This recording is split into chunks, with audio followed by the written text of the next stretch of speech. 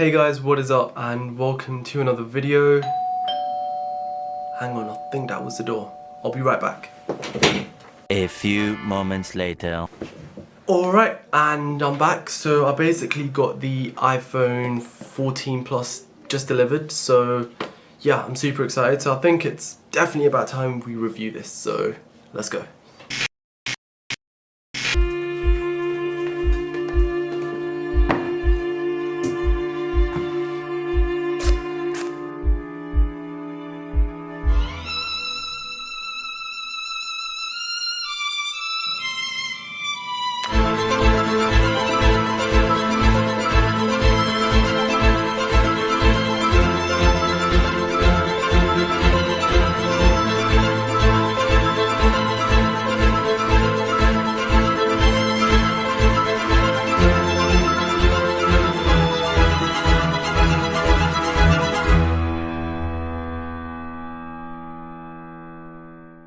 I want to start off by thanking GDM for kindly sponsoring today's video.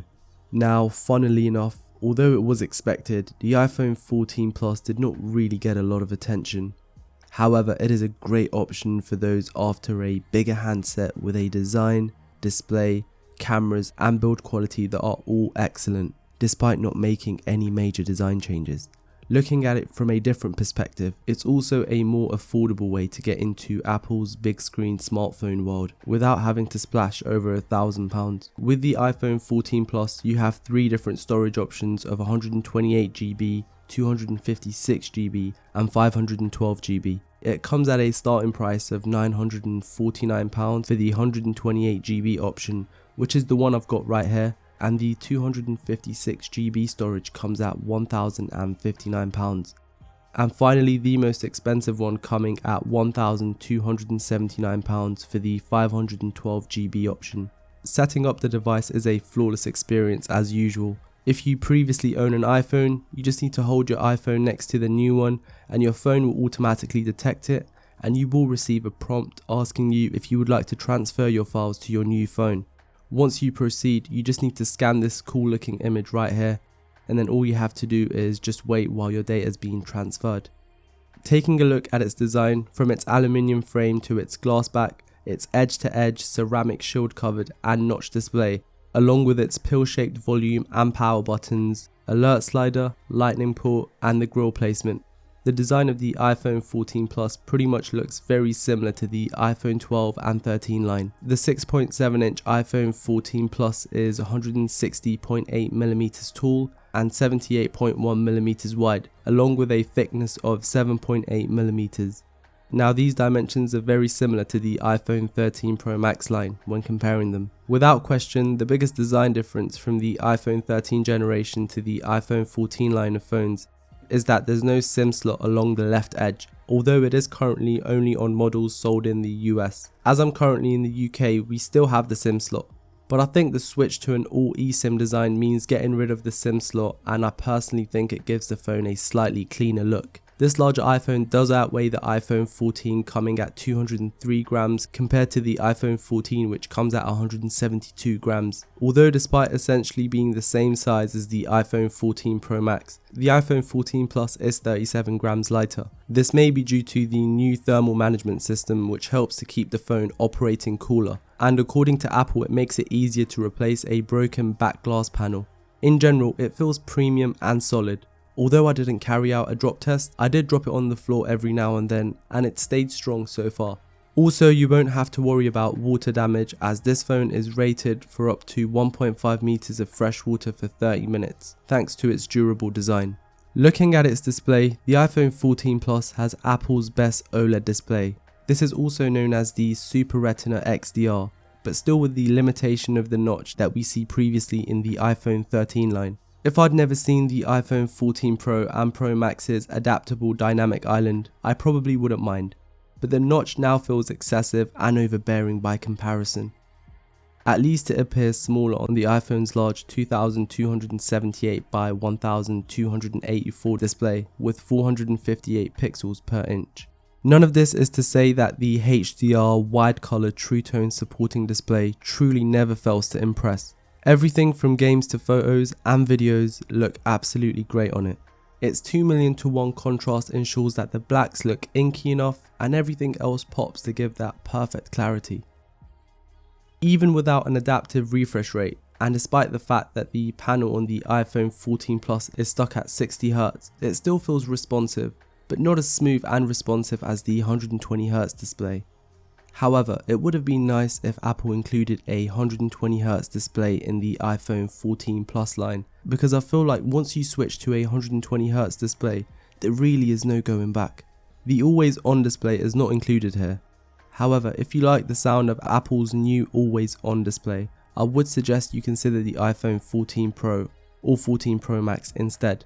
Of course, the other big benefit of the iPhone 14 Plus is that the screen is noticeably bigger than that of the iPhone 14, which means an enhanced video and gaming experience. Obviously, you're not getting more pixels, but the extra millimeters of visual real estate makes everything bigger. Plus, you have some nice little plus size display benefits like the ability to hold the device in landscape mode while opening your mail to see your account's assorted folders in the left hand column. Although I won't be making use of the landscape feature much myself, but it's still a nice perk that's exclusive to the larger models in the iPhone 14 series. As far as screen protection goes, the iPhone 14 Plus has the same ceramic shield as the rest of the iPhone 14 line.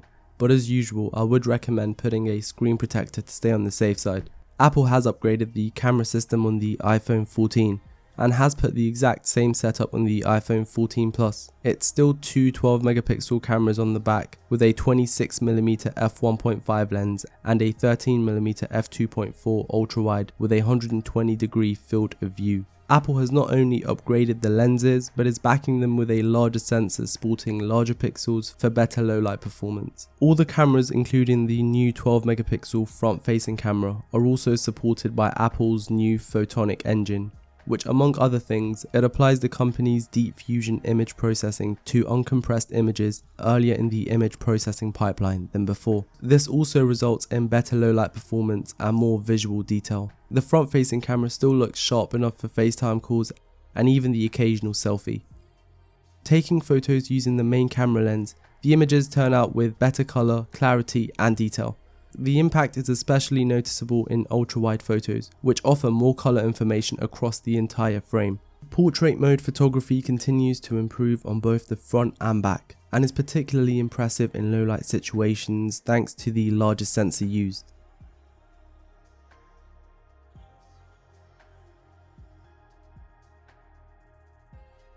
For video, the cameras are still capable of shooting up to 4K at 60 frames per second.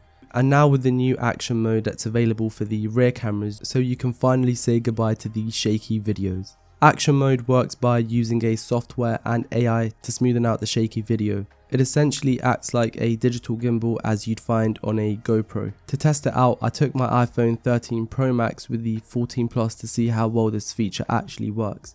As you can see, the video turned out smoother and is a lot more pleasing to the eye.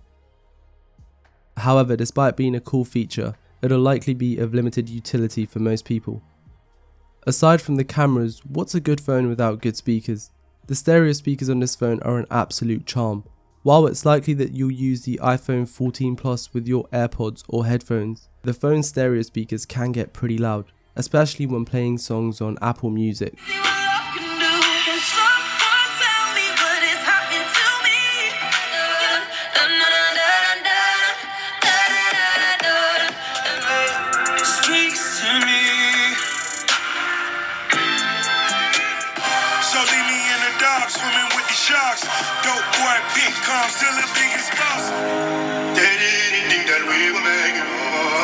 And when watching movies. I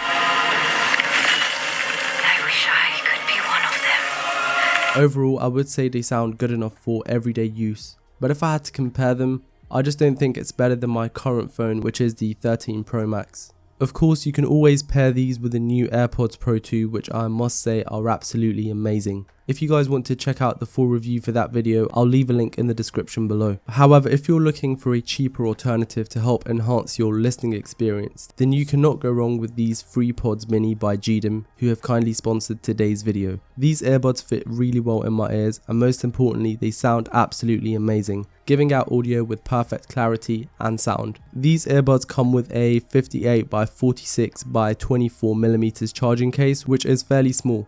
And let's not forget that it's an absolute feather, coming at 28.4 grams. If white is not your preferred option, you can always opt for the two other color choices, which are black and blue. These earbuds are IPX4 waterproof, making them perfectly suitable for your everyday workouts as well. You're able to get 6 hours of use on a single charge, and with the charging case you can get up to 24 hours, which is absolutely amazing. These do come at a price of $39.99, which are significantly cheaper than any AirPods out there. But you can get these FreePods for even cheaper if you use my discount code right here, and I will leave a link in the description with all the details. The iPhone 14 and 14 Plus are both powered by last year's Apple Silicon, the A15 Bionic chip. Although it might be dated, there is no doubt that it's an absolute beast of a processor.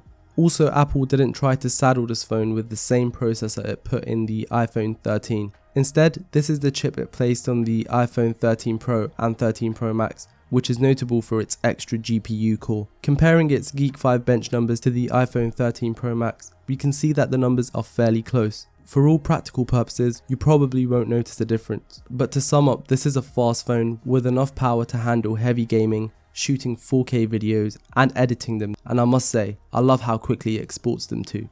In the US, Apple is ditching the SIM slots and making eSIM the standard. An eSIM is an industry standard digital SIM that allows you to activate a cellular plan from your carrier without having to use a physical SIM. I think this is a really good feature, although some people may still prefer the comfort of that tiny piece of communication hardware. As I'm currently outside the US, we still have the regular SIM slot and SIM cards, though I think we should prepare for this inevitable change. With Apple's new emergency SOS satellite connectivity, it enables you to reach emergency services when all traditional communications fail. Now this could potentially save your life. While I didn't test this feature out properly, but as someone that lives in the city, I'm sure I won't have to use it. But it's good to have, I would say. As a further safety measure, the phone now includes crash detection. The idea is simple: if you're in a car crash and your iPhone 14 Plus is with you, it can detect the crash using its gyroscope and accelerometer sensors that are able to tell the difference between a bump and something quite serious. In that event, the phone can automatically contact your emergency services and even your emergency contact, provided you put in all that information. Along with the rest of the iPhone 14 lineup, this is a 5G phone that also supports Wi-Fi 6. Its connectivity is very good, and 5G speeds can be great when you have a solid network connection. Aside from the bigger screen, the main reason you might choose an iPhone 14 Plus is its battery. For those who prize that feature over others, you'll really want to take a look at the iPhone 14 Plus. Using this phone for the whole day, here is a quick rundown of all the battery stats and how it was able to perform in everyday tasks. Different activities will affect those battery life numbers, of course, but at least in this scenario, the iPhone 14 Plus proves it can offer impressive longevity. Apple's version of fast charging is still supported on this phone. I used a 20-watt Anker charger to charge the phone from 0% to 45% in about 30 minutes. The iPhone 14 Plus supports MagSafe for iPhone and Qi wireless charging. Just a side note, it does ship with a USB-C to Lightning plug cable, but no power adapter as usual. Now I know that the addition of a slightly larger basic iPhone to the line is far from a game changer, but the introduction of the iPhone 14 Plus really fleshes out the lineup. Previously, if you wanted an iPhone with a big screen, you had no choice but to go for the Pro Max model, which costs over £1,000. I actually really like that Apple are offering a large screen size without having to pay for fancy features you might not want or need in the Pro line. However, it would have been a lot better if Apple offered a 120Hz display instead of 60Hz. Overall, if you are someone who wants a bigger screen size at an affordable price, along with a bigger battery that offers more than a full day, then this iPhone 14 Plus is the one you should opt for. Of course, it still does have the notch that many people still hate, but from my end it never really bothered me. But after seeing Apple's dynamic island, it's really hard to still accept the notch now. Still, that true depth module remains quite powerful and useful, and it houses an improved front-facing camera. And you get all this for less than you'd pay for a phone with a dynamic island. With the satellite SOS, this feature is unique among leading smartphones, and it's always good to have as you never know when you might need it. If you're someone that's into taking good photos and videos, the iPhone 14 Plus has a trio of good cameras, but the better set and big 48 megapixel sensor can only be found on the 14 Pro models. When it comes to the price, if you're going for the 14 Plus with a 512 gigabytes of storage, it will total up to $1,279, which is not too far off the iPhone 14 Pro line, which really gets you thinking whether adding an extra few £100 for the 14 Pro line is actually worth it. But if I had to give my opinion, I would suggest you opt for the 13 Pro Max, which I'm pretty sure has dropped in terms of pricing, whilst also giving you the Pro functionalities such as the 120Hz display, better camera, and good enough battery, and of course, the same screen size and powerful processor. We have come to the end of the video. I hope this video will help you guys out there who are stuck debating whether you should buy this iPhone 14 Plus. Be sure to hit that thumbs up button so we can beat the YouTube algorithm. I've been Ryan and I'll catch you guys on the next one. Take care.